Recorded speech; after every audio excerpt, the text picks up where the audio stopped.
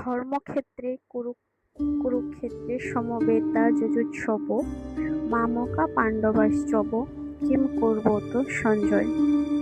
ধৃতরাষ্ট্র বললেন, হে সঞ্জয়, ধর্মক্ষেত্রে কুরুক্ষেত্রে যুদ্ধ করার মানসে সমবেত হয়ে আমার পুত্রেরা এবং পাণ্ডুর পুত্রেরা কি করল? তাৎপর্য: শ্রীমদ্ ভাগবত গীতা বহু পঠিত ভগবত তত্ত্ববিজ্ঞান, যার সারমর্ম গীতা মহাত্ম্যে বর্ণিত হয়েছে।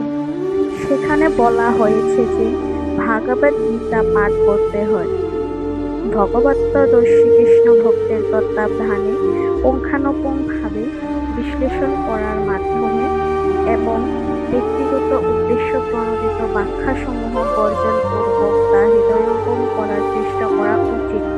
যথাযথ হৃদয়ঙ্গমের দৃষ্টান্তটি ভাগবত গীতাতে প্রদান করা হয়েছে।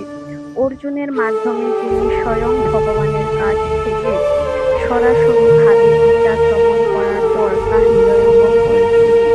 যদি কেউ গুরু পরম্পরার ধারায় উদ্দেশ্য প্রণোদিত ব্যাখ্যা বর্জন করে ভাগবত গীতা হৃদয়ঙ্গম করার সৌভাগ্য অর্জন করেন, তাহলে তিনি সমস্ত বৈদিক জ্ঞান এবং সব রকমের শাস্ত্রসমূহ অধ্যয়নের স্তর অতিক্রম করেন।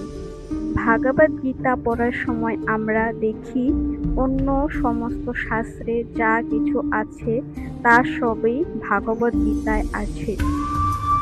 উপরন্তু ভাগবত গীতায় এমন অনেক তত্ত্ব আছে যা আর কোথাও নেই। এটি গীতার বিশেষ মাহাত্ম্য। গীতা হচ্ছে পরম তত্ত্ব দর্শন, কারণ পরমেশ্বর ভগবান শ্রীকৃষ্ণ এই জ্ঞান নিজে দান করে গেছেন। মহাভারতে বর্ণিত ধৃতরাষ্ট্র ও সঞ্জয়ের আলোচনার বিষয়বস্তুটি ভাগবত গীতার মহৎ তত্ত্বদর্শনের মূল উপাদান। এখানে আমরা জানতে পারি যে এই মহৎ তত্ত্বদর্শন প্রকাশিত হয়েছিল কুরুক্ষেত্রের রণাঙ্গনে, যা যুধিষ্ঠির বৈদিক সভ্যতার সময় থেকেই পবিত্র স্থানরূপে খ্যাত।